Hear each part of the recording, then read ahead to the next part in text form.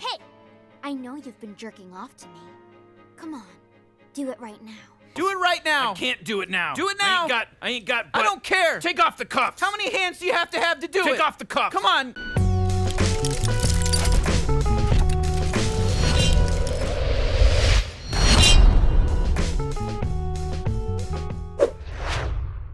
Hello everyone, this is Greyshot17 bringing you a review of Neon Genesis Evangelion, and judging by the intro, yeah, I have a couple things I want to say about it. So, first off, this is the first time, well, in the last week, that I ever watched this show. I've always heard things about it, usually in a joking manner, about the ending being made in crayon, and also other points being like, it's one of the best anime, next to Death Note, and next to Cowboy Bebop. It's one of the most amazing anime you'll ever see.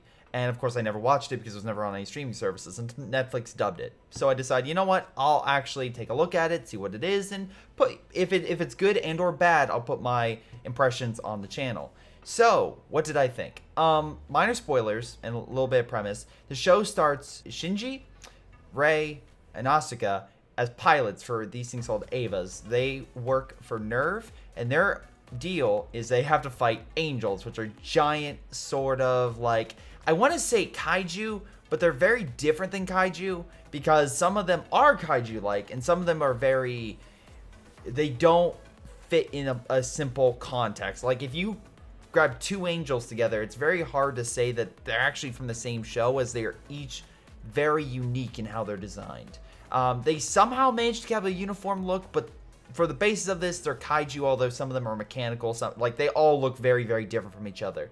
They have to stop these angels, otherwise they'll do something called the third impact. And why is that important? Because the second impact wiped out half of humanity, so they kind of need to stop it. And the UN, which I guess is now this global organization, has been preparing for it and fights some of the angels and realize that they are horribly outgunned and outmanned, so they need to get these Evas up on the front. And only these 14-year-old kids can man them. And while this may sound like another mech show you've seen, the big thing about Evangelion is the fact that it's a lot more personal. It's a lot more, I don't want to say metaphysical, but it goes into like an artistry that most anime don't touch. And this was released in the mid-90s, and you can see from this point on, from anime in the future, like the impact. Like Rei, I've seen probably dozens of carbon copies of Rei's another anime show. Shinji, I've seen that type of person that is just so pressured in this environment that they are just breaking down, and they just want to run away or hide, or they don't know what to do, and they just start breaking.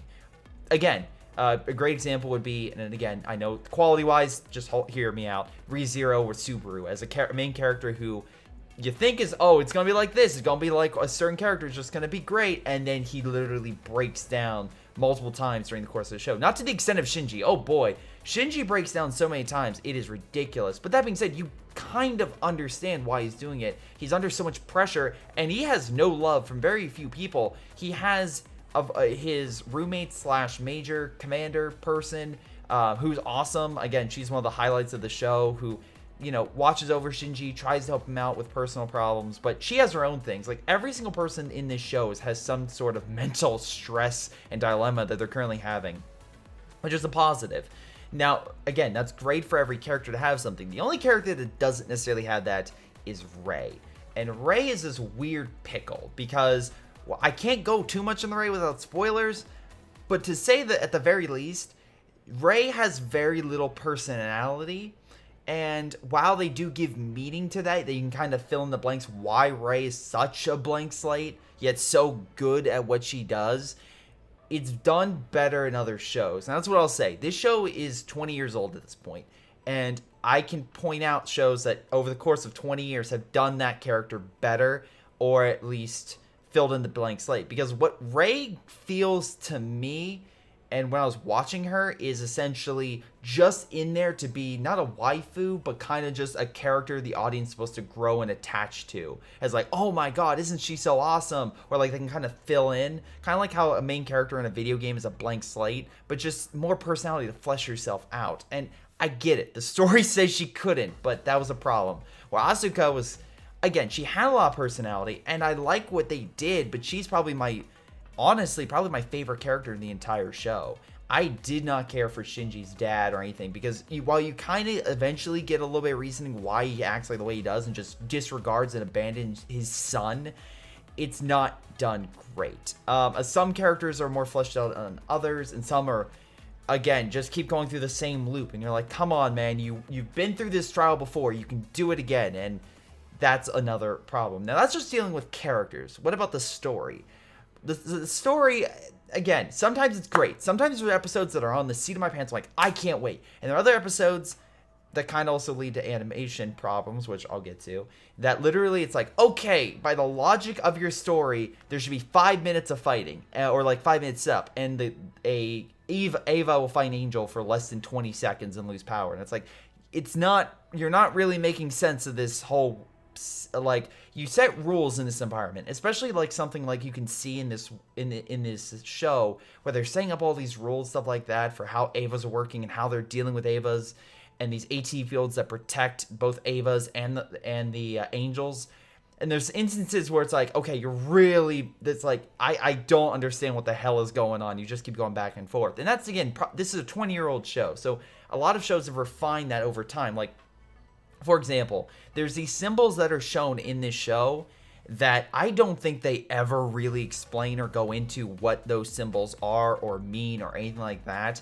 Again, this show feels very, very similar to something like Blade Runner, where you're kind of just thrown into that world, and some of it's explained, some of it's not. But if you have 26 episodes, I'm not saying you have to dedicate a whole episode to what the symbols mean, but compare this, again, I will compare to something like Full Metal Alchemist, where they go into more of a comparison of what those symbols of alchemy and stuff are. And I know that the show came out 15 years later, or I guess 5, 6, whenever, some types of Full Metal, but you understand the point. They go into a little bit more of a description, and it feels natural. They're not forcing it in. They're not doing some big monologue for it. So yeah, it just depends on some aspects of the show, because some parts of the world building is great. I like the underwater sequence of some of the cities from the catastrophe that happened, but then other sequences, it just feels like, okay, hold on, explain what the hell is going on with this world, because something here is not making sense. So yeah, there's some things I wish were more fleshed out, and not necessarily the fact you have to literally tell me, but there are times where you do nothing, and it's kind of annoying. Again, we'll get to the animation issues. Before we get into that, I will say the soundtrack is pretty good. The initial OP is fantastic. I do enjoy. It's not my favorite, but it is something that I will admit is very catchy, very good. Though, once again, if you compare the OP and what it's saying in English to the main character, that is the complete opposite of what that character is. It is literally the farthest thing from what he wants and what he is. So kind of a juxtaposition there. And again, I feel like this show is meant to juxtaposition a lot from what you think is actually going to happen in this show and what actually is. And that's fine, but again, animation, great. There's some instances that are great, and there's some instances where literally this show is memed. And the best way to describe it is it'll stay on a single panel, not do anything for a minute, and then there'll be background audio, and it'll just be people staring at each other. Most likely, again, I am assuming they put this in even from the very beginning for production issues. If they need to throw something in, they'll be like, okay, we'll compromise. Put this scene in, make it atmospheric, and it'll be fine. But then toward the last handful of episodes, it becomes more and more and more apparent. And yes, some scenes are great. There is an elevator sequence that is fantastic, at least for the context of the show, between the dilemma between two characters. That's fine. When it's two people banging, or it's a person that is trying to, I don't know, how do I say that? Let's just say that's holding someone for context. Well, again, I'll go into a little bit more spoilers on that in a second. But for those moments, I laughed. It was so dumb and so poorly done for a show that has great moments. It's like, come on, guys, what is this? And I get it, it's a 20-year-old show, but if you compare it to other shows at the time, they were not doing this. And there's also moments where people's hands will go in front of their mouths or books or something, so they cut down on additional animation. You can tell where corners are cut, and that's fine for some of the fights. But then, of course, they're like, okay, with the story, with the characters, you expect it to pay off. And the finale of this show, the last few episodes, kind of underwhelmed. The initial part of this show, actually, I thought was better than the last half of this show, because it felt like not only was it rushing, but it was adding things in and throwing things out. Shinji's friends that he makes in the beginning of the show, they actually have a decent impact. I thought they were going to flesh out more, especially as one of them becomes more important. But then they're just dropped. They leave. But in any case, it's still a good show with what it does with the characters, in terms of some of the depth they give them and stuff like that. But the two things I will also say critique is fan service. The fan service in the show is completely horrid. This drops me a letter grade immediately for the amount of fan service, especially the more and more they add. Most likely to cover up the animation and production issues in this show. It gets ridiculous, especially when, like, in the beginning, it's dealing with very young kids. I get artistic value and stuff like that, but for example, when every single one of your female characters is presenting themselves to Shinji, and it seems like Shinji has a harem of an older woman who's, I believe at this point, at least in her late 20s, early 30s, at the bare minimum that.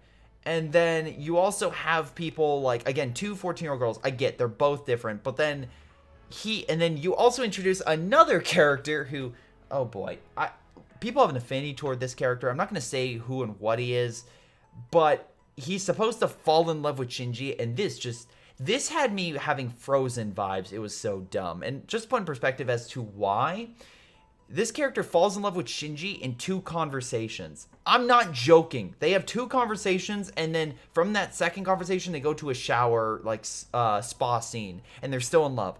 I get it. It's like you're crunching time and you need to develop this relationship. But when Shinji is having trouble, and we see him dealing with trouble of talking with people he kind of likes throughout the entire course of the show, for him to suddenly have another character he immediately falls for, you're gonna have to do more to make me believe. Pretty much every single major female character is hit on in some capacity by Shinji. And that's, again, unnerving when you literally have this kid having so many issues and this is being comforted as okay. That just got me, especially with specifically what people do to Rei. That was also like that. Look, the moment I had at the beginning of this clip, it's being used against the protagonist, and that's fine. I kind of like that subversion of being like, okay, it's literally having a mental impact on that person. That's okay.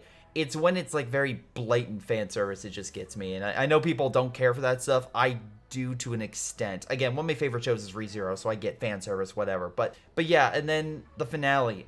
Even both finales. The first finale is, again, unfinished mess. Just simply state, they want to go with a metaphysical thing, but they essentially throw out everything and try to do this main theme, which they incorporate into the next one, which is great. I like the first half of it.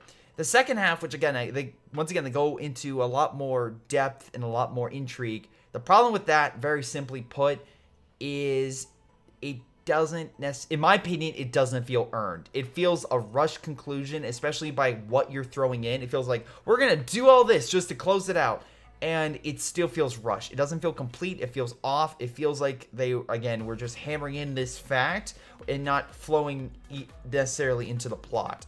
Again, Shinji makes some really dumb, stupid. It even, like, Shinji is the villain in my eyes. And Shinji's the villain, again, caused by inept parents who did worse decisions, and also by logic. But also, yeah, that's my stance on him. I truly do think, at least in this show and context, Shinji is the villain. Even though it's showing him as the hero, he's the villain of this show. And yeah, that's something I did not expect.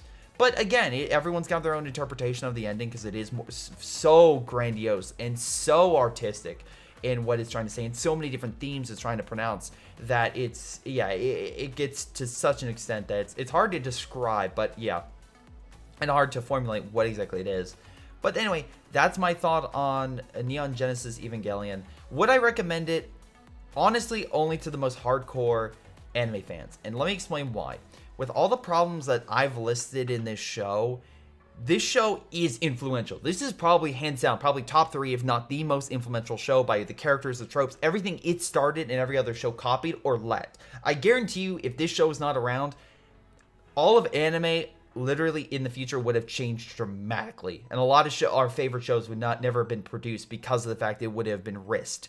and given a chance. Now, that being said, are the problems in this show? Yes. Are they substantial? Yes. Are there pacing issues, story issues, plot lines brought up and let go, fan service issues, animation issues, even some musical issues and some sound backgrounds, which repeated audio they kept using over and over and over again that can drive you crazy? Yes.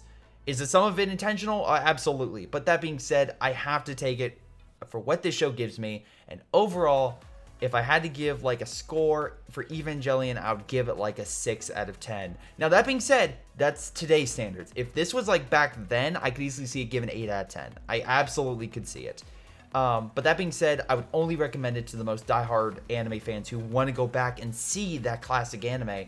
But otherwise, this is something where it's on the same page. Please do not put this in my mouth, like I'm going to say it in the same context. But just like Sword Art Online started the isekai genre, this started a whole genre of new mecha and more action and different types of anime shows similar to Cowboy Bebop or Trigon and all these other things. And again, there's other shows that are more mecha focused, but like Eureka 7 and a few others. But that being said, what this show started is incredible for when it like its legacy. But that being said, its legacy is also like it's trying to focus on people to not join escapism or that view, and this show literally just spawned an entire era of people getting more into escapism, especially with Rei and a few other characters in this show being so easy for people to just stay in this world and put whatever views they have into it. So I always find that juxtaposition very weird in this show ever since I kind of looked this up and be like, oh wow, this show backfired on its core value, but hey, it tried,